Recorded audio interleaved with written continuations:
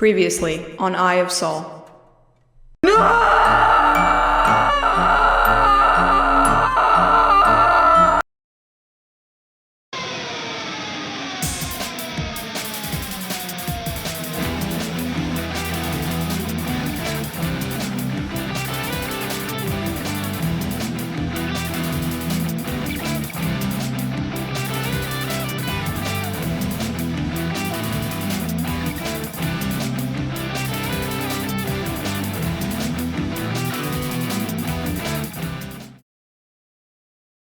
My little pony, my little pony.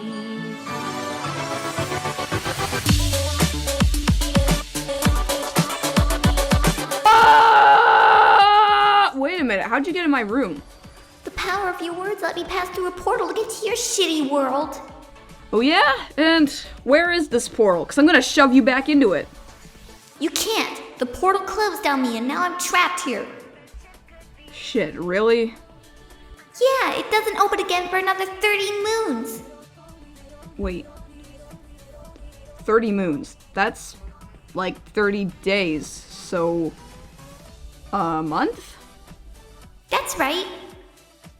Well, then you're not really trapped. You know, that's not that long of a wait. I mean, you really just gotta just sit your ass down and wait it out. And to be honest, this really isn't that bad of a place to wait. I mean, there's food and shelter and entertainment. I mean, really, at this point, your peril's looking pretty pointless. Regardless, your words against my people span across the void of dimensions, reaching my ears, but you didn't tell the whole story.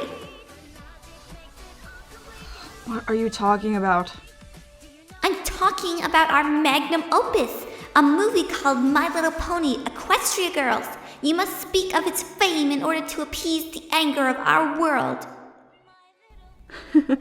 No, I'd rather get rectal surgery performed through my eye sockets than review your movie. You don't have a choice. You must placate the void unless you want your whole universe to be swallowed by the ire of our ancients. Fine. Hey everybody, Sol here. I have only one rule here. If it's animated, I'll comment on it.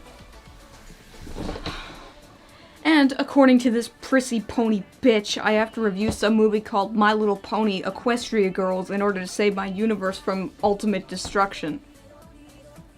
God. You know, sometimes I really hate my life. Okay, so, are you Fluttershy or are you some kind of dimension-hopping pony deity? Enough with the questions already. Alright, okay, well, why don't you tell me about this movie, because my infinite knowledge doesn't extend outside, you know, my own universe. Alright. My Little Pony Equestria Girls is a spin-off of My Little Pony Friendship is Magic, produced by DHX Media with the same production staff as the show itself, and had a limited theatrical release in the United States and Canada in June 2013, before being released on DVD later that year. Wait, you have a United States and Canada in your world? No? What? Huh? I didn't say that. Shut up! Okay, alright, okay. Alright, well, I guess if I'm gonna review the damn thing, we should go watch it. So, you know, let's go do that. Nah, we don't have time for that. Just look into my big, sweet eyes, and I'll project the movie into your brain. Alright, well, you know, that sounds pretty dumb.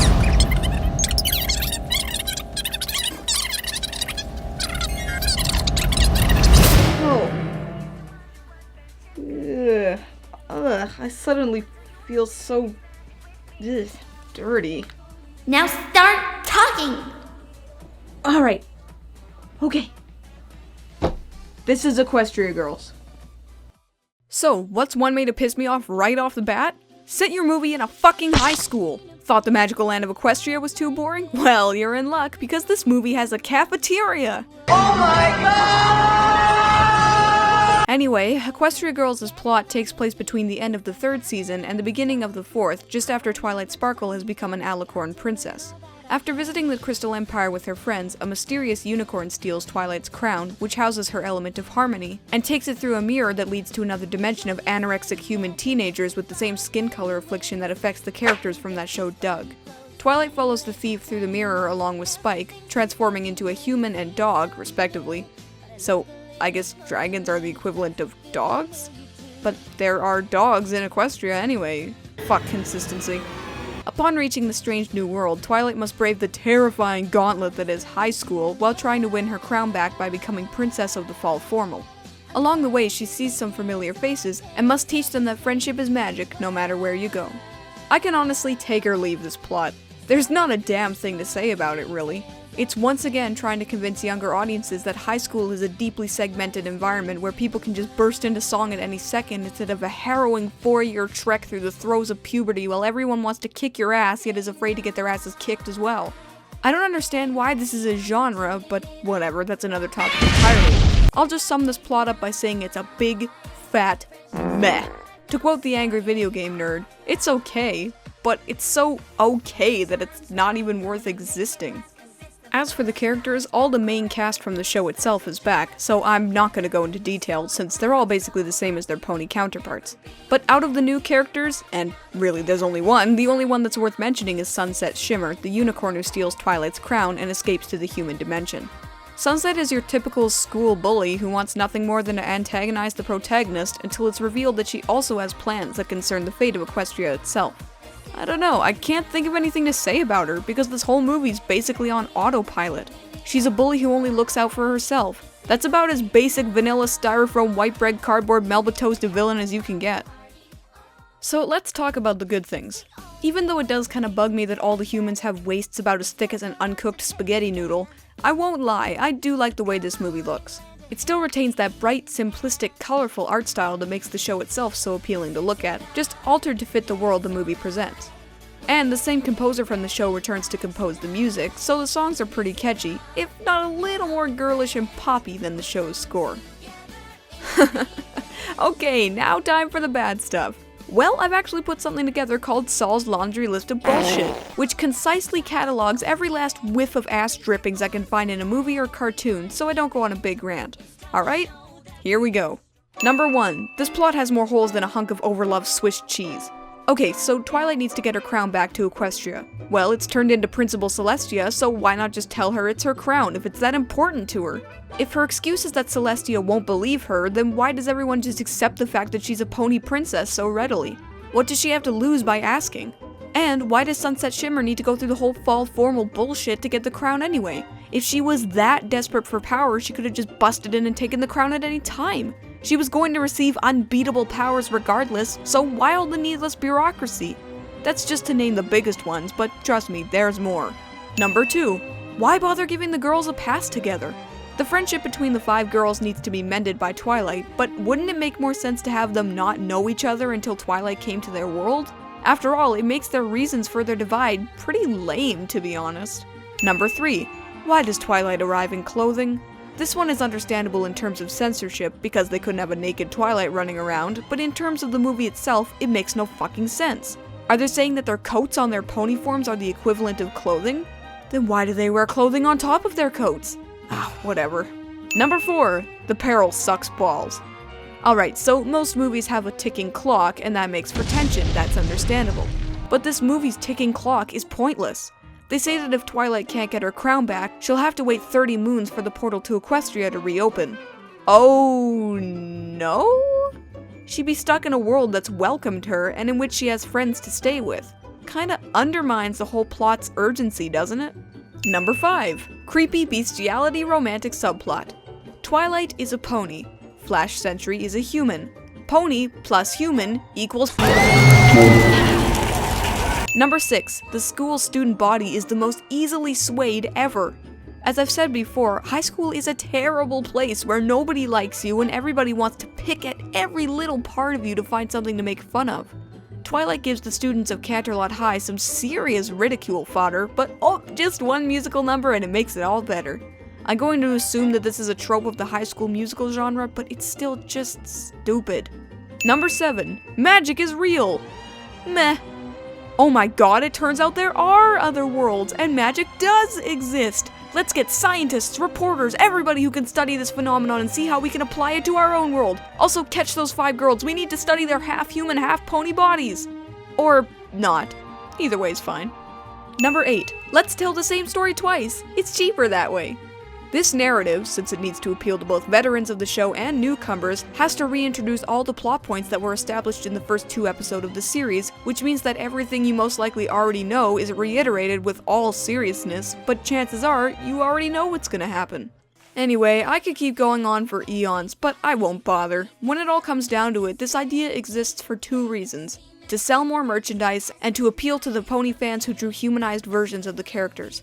I know I said in my Friendship is Magic review that just because something exists to sell something else, that doesn't make it inherently bad, and I do stand by that. But this really is bad. I don't see anything but merchandising opportunities slammed in your face a mile a minute, and it's just nothing but pandering, something I have no tolerance for.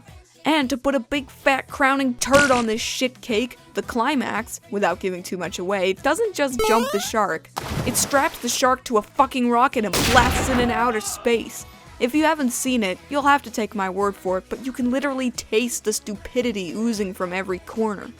My Little Pony Equestria Girls is a little ambitious, and it tries to connect to the fans that show such love and support to the series it came from, but it only comes off as being a freakish, malformed vestigial limb. When I saw this in theaters during one of its limited showings, I and my brony comrades decided that we were done because of this movie.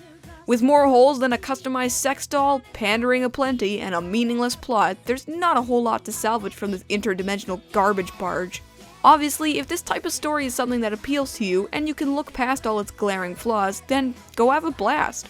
But from a realistic point of view, this is one movie that does not need to be visited anytime soon. I give My Little Pony Equestria Girls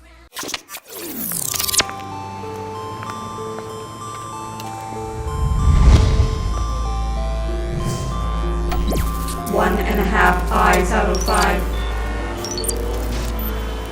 So, Equestria Girls. Is it watchable?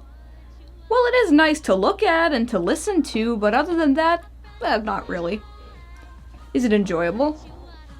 I'm gonna say that you have to be a hardcore brony or a little girl to get any kind of enjoyment out of this beyond just slightly mild amusement. Is it memorable? Well, apparently, as far as my knowledge extends, there are 2 sequels to this movie, and a 4th one is coming as well, so I guess it does have some staying power. But I'm gonna say, for the sake of my mental health, that I'm done talking about My Little Pony. Okay, so I reviewed your stupid movie. Can I go now? No! Your words have angered our pony gods! You must pay recompense for your transgressions! Oh yeah? Okay, well, you know what? Look at this. Look at this. What is this? Oh my Celestia!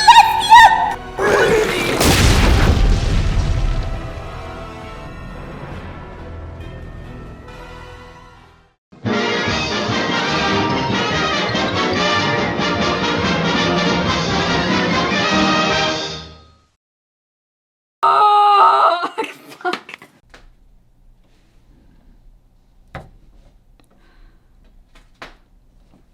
I just stop.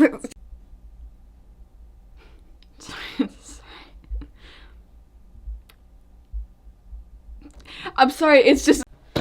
Okay, so I've reviewed your stupid... I'm sorry.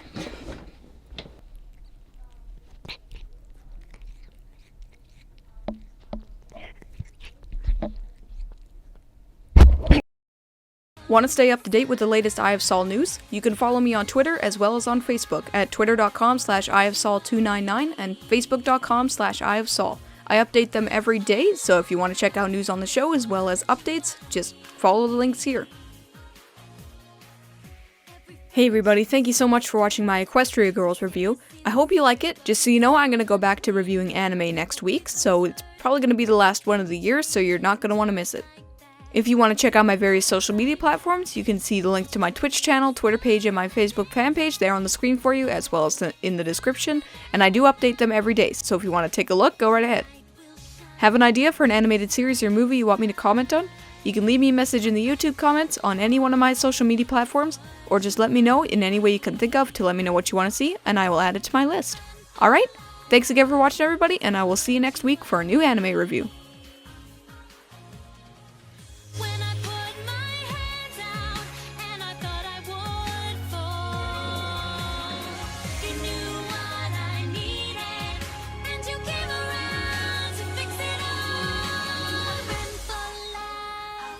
that's what you are to me.